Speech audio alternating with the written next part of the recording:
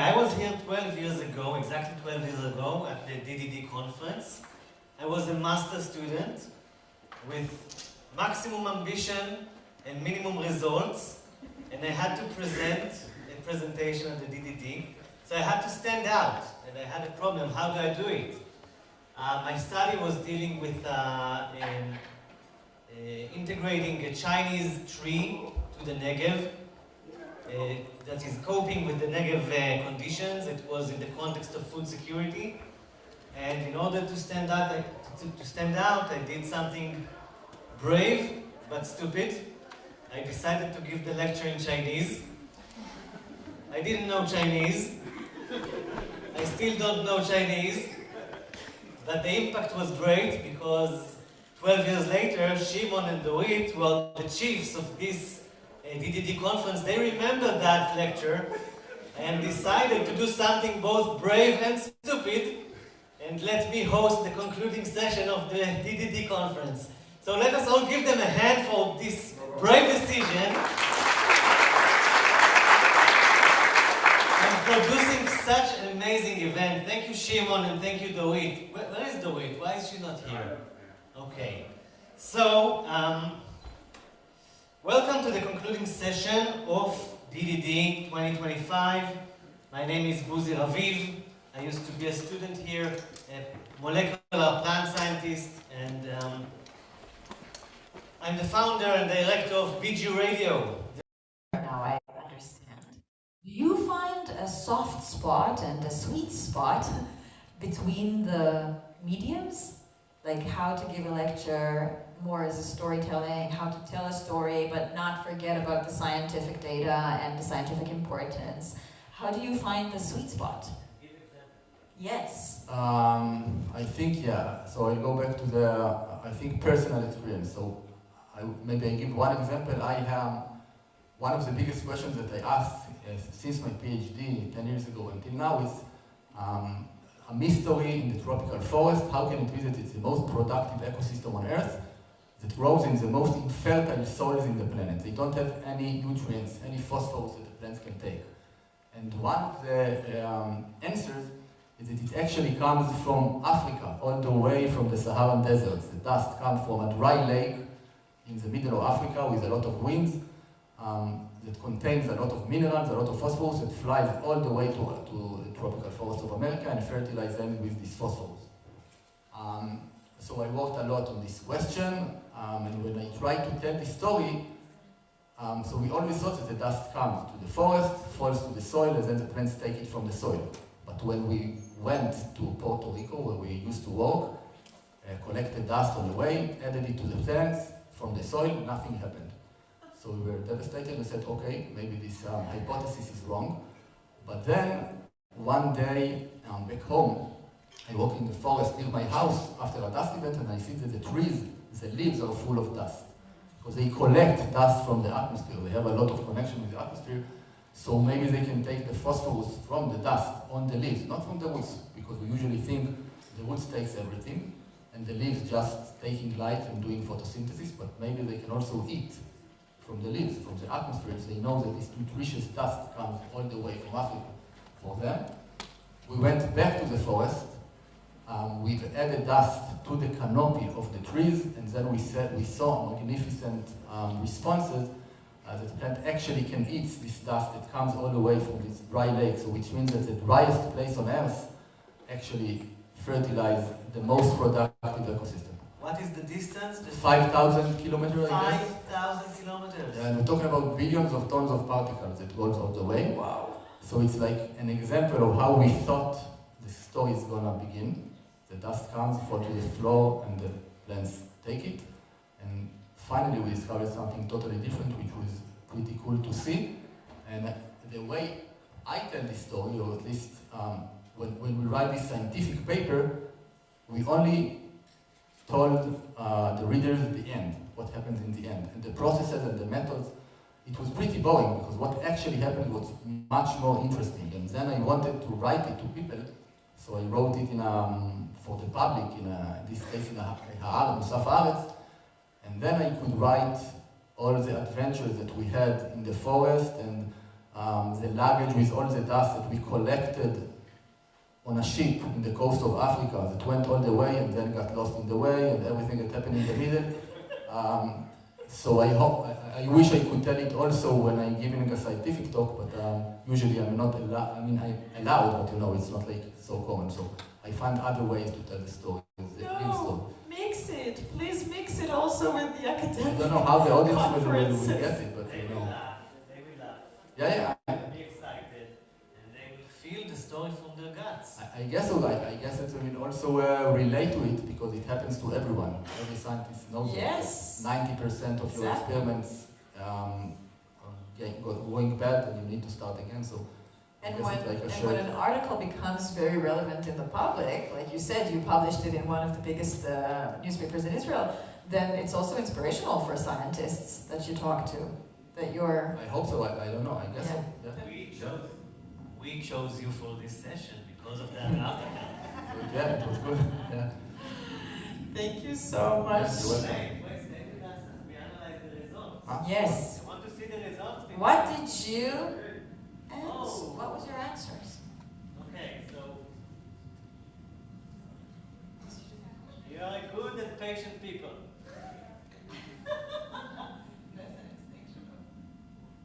Yeah. Okay. Oh, wow. What did You are, I'm thinking, wow, this is amazing that you are not afraid of number 3. I was afraid of number 3. That's amazing. Is it because you never do it? You're like, well, I never talk to people who don't believe in it, so I don't care. But I think this is, for me, I think most of the people I talk to, they tell me, oh no, yeah, I don't know what to say to these people, so we just agree to disagree, right? And then I think, what? This is exactly where you should have continued to talk. Because if you agree to disagree, you will just continue to separate one another and living in the same place, same physical place, but thinking that we're in a completely different consciousness, which is, we know today, problematic. So yeah. Dr. Avner Gross, thank you so much. Thank you very much for inviting me. Thank you.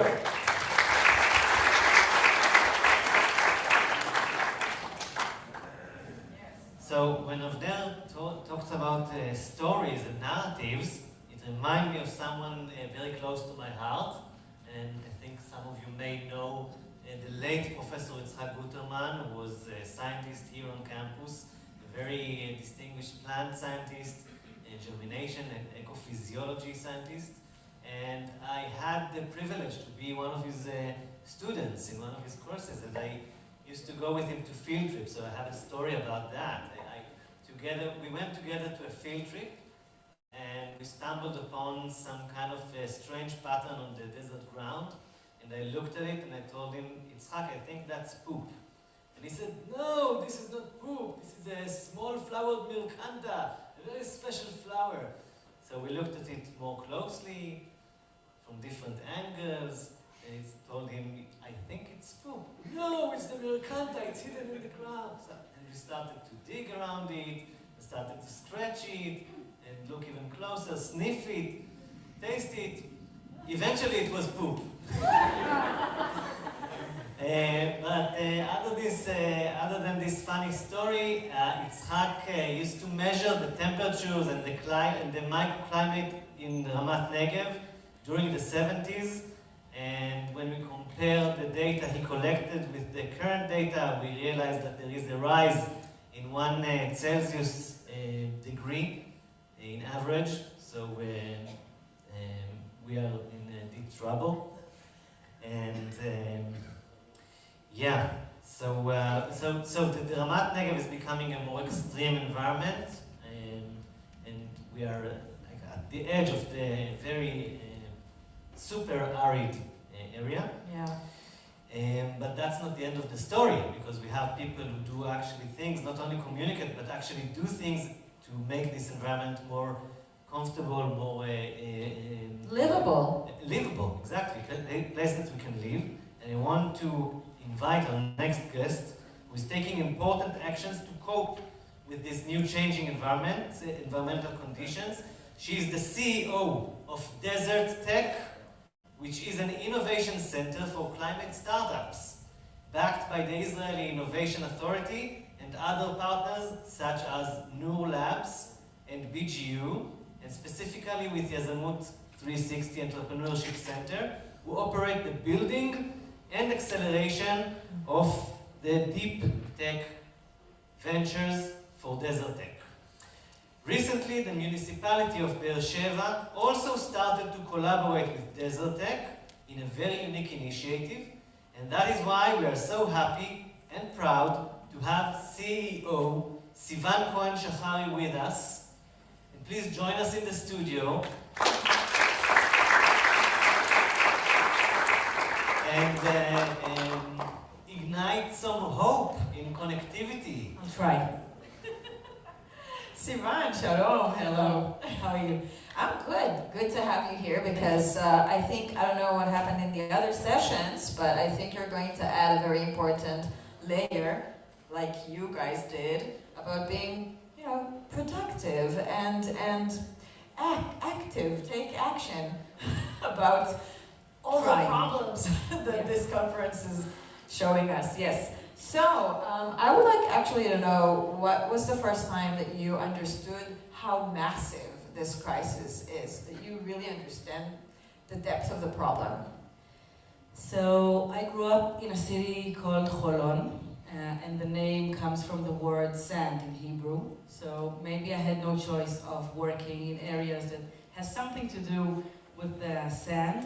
And actually, as an anecdote, Avner and I, Dr. Avner, and I spoke, I think it was around 3 years ago, that we started understanding that dust is a problem in not only areas like Ramat Negev or Be'er Sheva, where I'm living now, but in a more larger scale.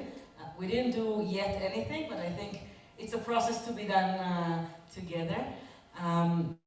So I've been living in the Negev since 2008. I was a student in Ben-Gurion University. And when I gave birth to my second kid, I lived in Be'er Sheva, and I felt that the neighborhood I was living at was not adjusted to a mother walking around with the cradle of her kid. Why? Specifically to a mother? This was my perspective. Yeah. But it was too hot and not shady, in a very concrete way, not shady metaphorically. Yeah. Too hot to wander around with a cradle. Streets were not very connecting between specific facilities that the municipality provided. Yeah. And then I asked myself, okay, do I want to stay in that neighborhood? And not saying anything bad about the planning of Be'er Sheva as a municipality, just the figure of understanding that you live in an arid climate city. What does it relate to our living? Yeah. Okay, so this experience, where did it take you? What is the mission? What is your mission today? And what is the DeserTech mission? So we began with DeserTech almost more than 5 years ago. At the beginning, it was an NGO founded by Merash Foundation, Ben-Gurion University of the Negev, and the Ministry of Environmental Protection. The goal was to create an ecosystem that brings together researchers, entrepreneurs, industry leaders, policymakers, governments, other NGOs, who could create eventually business opportunities, but each of them has a different need, and each of them has a different solution to the other. But sometimes they don't even meet with each other. We spoke before, and we talked about even entrepreneurs, researchers, and industry leaders from Israel who speak Hebrew, but they don't speak the same terminology of the same issue.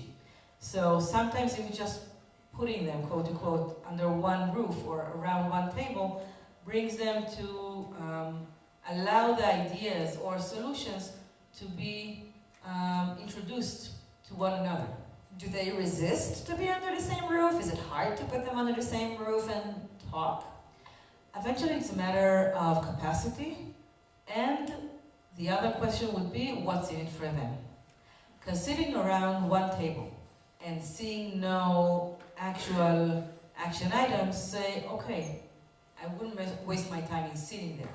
But if an entrepreneur who doesn't necessarily have the idea, but he has an entrepreneurial approach, he meets with a researcher who has a great idea, but he doesn't necessarily know how to take it to a more business approach, then that's the key to having these collaborations.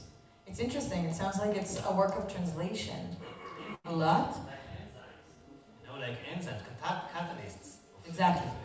It's very much like that as a process. But what is the action exactly? The action could be acceleration processes. We have also, Nadav here was a part of one of our processes a year ago, so he could tell from his side. But in addition, it could be piloting technologies in concrete areas, but bringing entrepreneurs and researchers to understand a concrete issue that could lead eventually to having a startup established, and then it raises funds. And another angle of what our work is now, and also because we're part of the Negev ecosystem, the desert part of Israel, is to see what kind of assets are there in that region, who could be the sandbox, literally and metaphorically, for these technologies or ideas, and then scale them to wherever it's most needed. Could be Sahara, it could be Kenya, we have an ambassador here, but it could also be Denver, Colorado. I think one of the most important and special things about the technology that you are helping to make and also to spread around is that it is data-driven and data-based. And I think, Israel has many technologies being developed here, but when you work closely, like you just described, we have the advantage of really knowing that we're doing something that is actually relevant and, as Avner said before, based on the facts till they are maybe sometimes changed. So how does it work? How do you make entrepreneurs attentive to the facts? How do you connect the data with the technology? How do you work with it? Nowadays we hold a program with Yazamut 360 Entrepreneurial Center of Ben-Gurion University with the municipality of Be'er Sheva around the need of shading and urban climate solutions eventually, or urban heat waves. Shading. Yeah. Shading. For the mothers with the babies in the street. Yeah, for example. With the Or cradles. for the elderly. Or for whoever wants to use, quote unquote, the streets physically and walking through it and not just driving. If you want to have a more sustainable cities where people could walk through the streets and not just drive through them. So in that collaboration of that program, we approached companies who have a bit more advanced technology with their portfolio, but they want to test and validate their technology in a concrete, specific area of the municipality. But they don't have enough data to prove that the technology is actually working. So we brought NUR, which is the Negev Urban Research Institute, which is a part also of Ben-Gurion University, to help them test on dry or under the lab conditions if the technology is actually relevant to the need that the municipality as a strategic partner defined. If it's working and if it answers the need, then it could be implemented physically before you put the concrete on ground or start building a large facility. You have to prove that it's working. So it's based on climatic data of the specific road that the pilot site is at. Then they test it in the lab of NUR, and once it's working, the municipality could say, okay, I want that, because it solves the problem that we defined. I think it's really amazing to hear this multi-collaboration with different ingredients of the area, of the ecosystem. It's actually building an ecosystem Exactly. that helps each other and it's synergized. We live in an ecosystem. The fact that our systems kind of forget it sometimes is tragic. So what you're doing is creating, building the connections, the bridges, the languages, for them to really reflect the actual ecosystem we're living in. And not ignore it. Exactly. I just came back from Azerbaijan, which is a whole different country. But But many of the challenges they have defined with us were quite similar to what we know as reality. I mean, their country is drying. Water scarcity is one of their major problems. But if we don't understand their concrete needs, or what data can we rely on, then we cannot bring the specific solution to what they need most. We had a project with Innovation Africa 3 years ago also. I have many people here that I'm connected with, and I'm very happy to be on that side of the hall, but also to be as an audience. But what we did, for example, with Innovation Africa is to bring solutions to the needs that Innovation Africa defined. And I think Reut mentioned it because it cannot be copy-paste. Yeah. And it's not plug-and-play. Each ecosystem has a unique need, and it's not comparable specifically to another need. But once you have an idea, you start working on adapting it to various ecosystems or to various climates under the wing, in our side, of DeserTech Climate Center. I think denial is the key word. On the opposite. Denial. Yeah, it's on the opposite, because you make people you do things that they couldn't deny what's going on, because they get the data from different sources. And they cannot say, I'm just a municipality, it's not related to me, this is the university. You make them face each other and look at this mirror and take action. So thank you very much, it is super inspiring. Sure. Thank you so much. Thank you. Breaking alienation, right? It's breaking alienation. I think this is science communication and taking action, both at the same time. Yeah. Ladies and gentlemen, this was supposed to be a session with 3 presidents, and one of them was on a different mission. One of them is ill and couldn't come, Daniel Chamovitz, but I'm happy and glad to say that we could gather another president for a great declare. So let's focus and see what we have in store.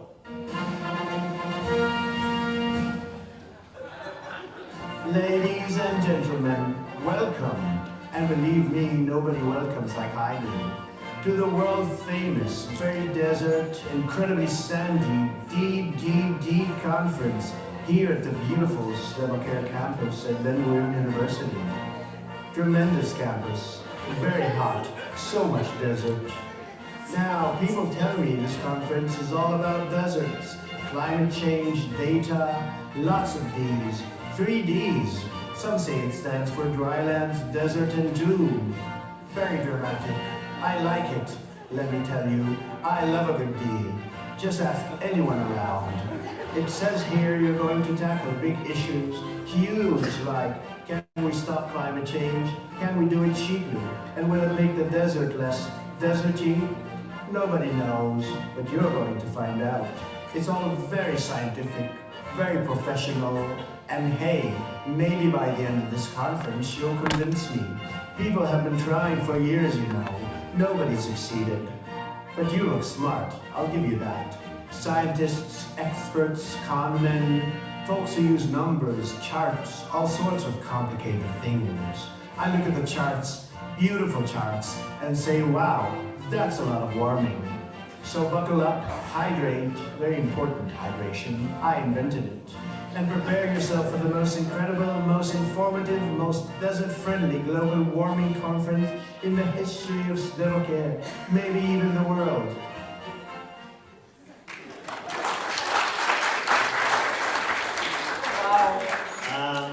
COP30 couldn't bring Trump, but we did. Eat our dust, COP30, DDP rules.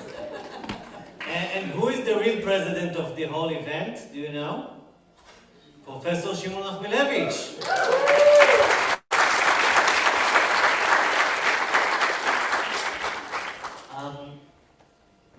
Let's say something. I just want to say, so we have here representative of the USA, Donald Trump, the scientific attaché of the US embassy. Everything is in a good spirit and humor. Yeah? I think you like it, actually. I think you like it. It's okay. Our last, but certainly not least speaker. He's a powerhouse of publications, a man with roots and many, many branches. He is responsible for this gathering, and he is the head of the School for Sustainability and Climate Change at BGU. I would like to welcome Professor Shimon Achmilevich to the stage, and hope this would be a good opportunity for you to conclude this wonderful event. Thank you very much. Wow, so I want to share with the audience that Shimon and I recorded 4 episodes together. They are all already, out there, so you can listen to them. And it's in Hebrew, I'm sorry. Only in Hebrew.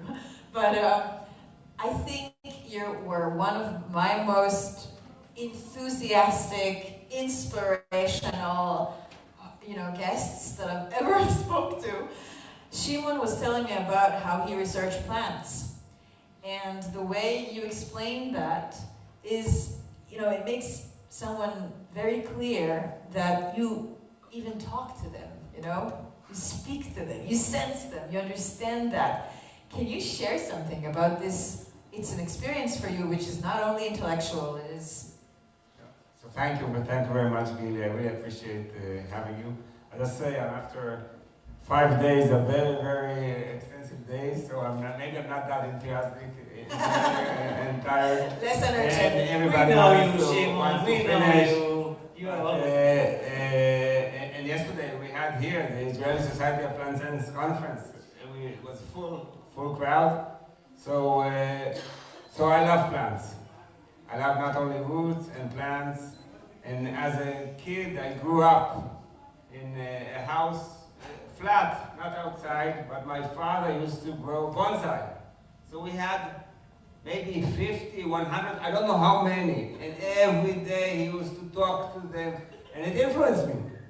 So we go out and I see these flowers come out, and the new leaves, and the new roots, and when people pick up a leaf, they care, so some people are angry, and then I'm saying no, because the scientific definition of a leaf is that it has a baby, underneath it? Underneath, so when you take off, it's all the time inhibiting it. So if you take off a leaf, then the next leaf is coming. So you allow the new generation. Yes, you allow the new generation. And when we were talking, so I think philosophy, so plants are the same DNA like us, so we are all one. So you were talking about plants and animals, so everybody is one organism.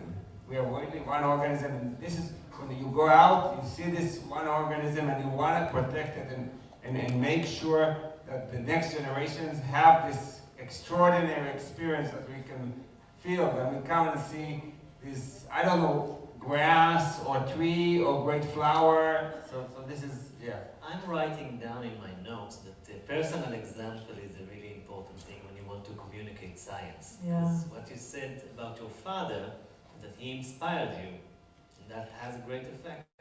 Yeah, I hope some of the episodes that we record give personal example to people. Maybe they are interested in plants or in the weather, but their family did not research that. Their family did something else. So these kids can, just... But if you are, as a father, aware of your actions, Of course. how they, Yeah, so it's closer. You're talking about a role model. Yeah, role model, exactly, Yeah. that's the word. Yeah. I want to ask you, Shimon, sometimes people look at scientists, from the outside world, and they say, wow, so this man is an expert of plants, so specific. But you're actually talking about how easy it was for you to understand that the plants are us, and we're the same organism. Can you share more about this insight? Because I think that it lacks in academy, and it lacks also in the public. So I'll tell you, first of all, it's very, very important to study also the basics. Without understanding the basics, you cannot look at it, I think, from the side. So that's why I'm really, really happy. And when you said before about the blue being the majority, I don't agree with you. I think that today, this is old news what you said, 5 years ago. I think today most people believe in there is a problem.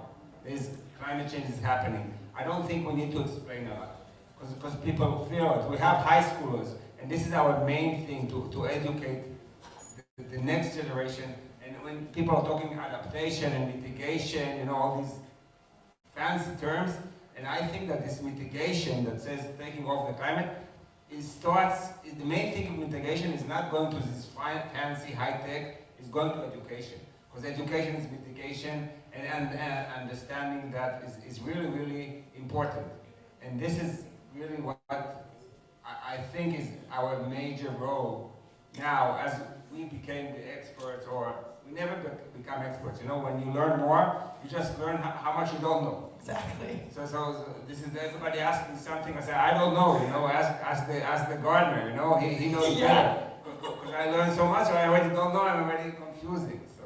Yeah, but this is exactly the consciousness of separation I was talking about. We kind of divided what people know in their hands, what people know in their senses, and what people know in their numbers. But they can live together. They live together in the ground and in plants and in our... Yeah. So they live the together. basics is, like you said for RESPC, respect. So respect, I think, is the basics for everything. Respect for every person on Earth, every organism on Earth. If it's a bacteria, or it's a kid, or from Kenya, or from Malaysia, or I don't know what. I would like to add the word grace. The word grace. Respect and gratitude. Yes, gratitude. Wow, I relate to that very much. Thank you. Thank you. So you're saying education is the opportunity. Is it also the obstacle? What is the obstacle if not education? No, the obstacle, first of all, in our life is money. Who is our academia again? No? I think all organisms and yeah. All organisms. All organisms. Okay. Yeah. But things could be changed. You know, when we were kids, they said that don't pick flowers, and it worked. So things. Yeah, don't pick. And it also became also with money, because there were these slogans and advertisements. So campaigns. One obstacle. No, the obstacle is just the motivation, I think, to do. So it's not about knowing or communicating, it's about the agency, the feeling of the We community. have so much knowledge out there. Yes. So if we are motivated, we'll find it. Yeah. And today it's very easy to find it. You know, you just you don't need to click. You need to talk to it, and it just tells you everything. So you're saying the obstacle is motivation? I think so. Yeah. Wow.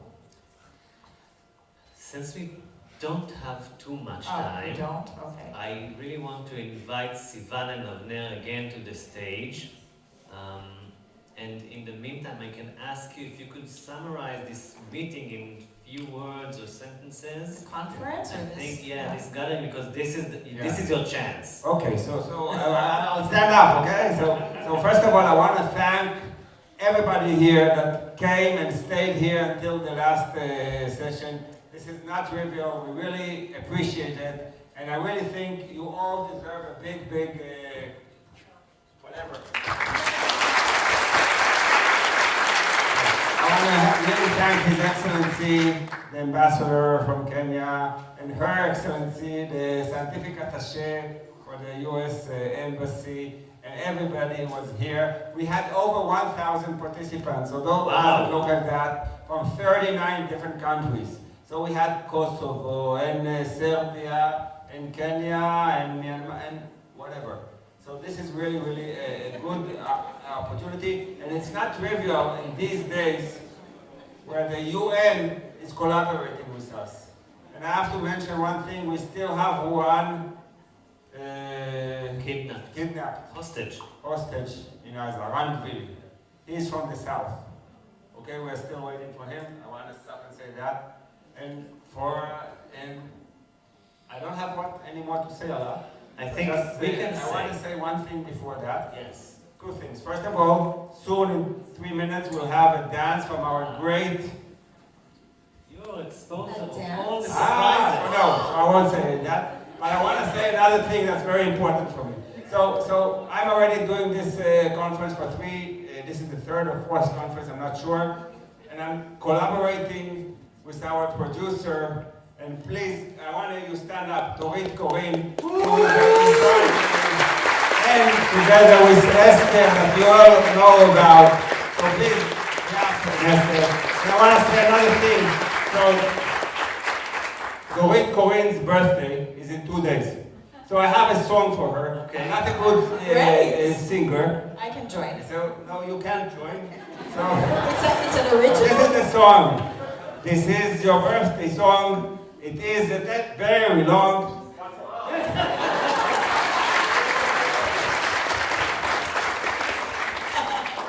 Okay, Thank you. Avner and Sivan, please join us here. Just people to see you, and we have time for like 1 or 2 questions or comments from the audience, because this is still a session. This is still a session, a scientific, serious session. So we'll do the ceremony. We allow 1 or 2 questions or comments from the audience about what we talked about. What we were talking about? Connectivity, separation, science communication, effectiveness, how to translate data to emotion. Create languages. Yeah. Where is Sivan? No, not here? Okay. Okay. Any questions? Any questions or comments? They want to finish. They want to eat. Yeah. You want to have I just have a tiny little story. Great. I love stories. I wrote it down because I don't want to, be wrong with the facts. So there is a story about Theodore Roosevelt, the 26th President of the United States. He read John Muir's book, Our National Parks, that was published in 1901. Muir was an American naturalist, born in Scotland, but then moved and lived most of his life in the United States. And the vivid descriptions of the smells and colors in this book created a dream for Roosevelt. This is what they say. And he wanted to spend time with this author in nature. And 2 years later, he fulfilled. He made this dream come true. And they spent 4 days and 3 nights in the Yosemite Park. And nobody knows what happened there, because they say that Roosevelt sent all his staff away, told them that he wants to be completely alone. And they probably, lit the fire during the night, spoke under the stars. And not so long after he came back, after his vacation, so he began a very, very deep legislation, and the laws that gave special status to 150 national woods and to 5 national parks, and special habitats of birds were also preserved, and he established the Service for National Woods of the United States. So, when you write an article and when you tell a story about what you know, it's important. Someone can read it. Someone can feel that they not only know something, but they also want to experience it. And then they can actually do it. And if they are the President of the United States, or any kind of leader, or any kind of entrepreneur, any kind of person, it can really change other people's lives. Gil Markovitz! Thank you so much. Thank you. For joining us here. And Avner Gross, thank you so much. And Sivan Cohen Shachari, of course, Professor Shimon Achmedovich. This is an amazing event, always exciting, always opens your heart. And to finish with a real treat and dessert, we would like to have a surprise that Shimon already exposed before. The Indian students prepared a dance. Let's have them here with a clap.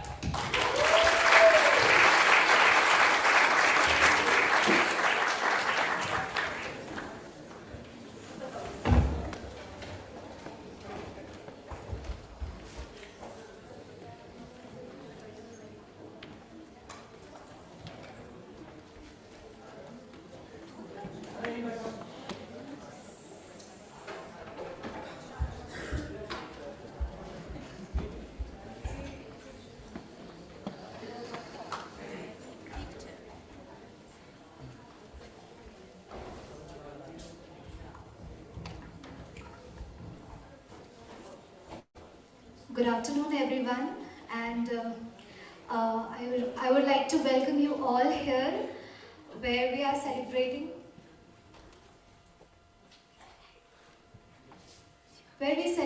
India's rich cultural heritage with three beautiful dance forms. First, the graceful Chari dance from Rajasthan, known for its elegance and tradition. Then, the vibrant Bihu from Assam, filled with youthful energy and festive spirit. And finally, the beauty of semi-classical, showcasing expression, rhythm and devotion. Please enjoy this colorful journey through India's diverse tradition. Thank you.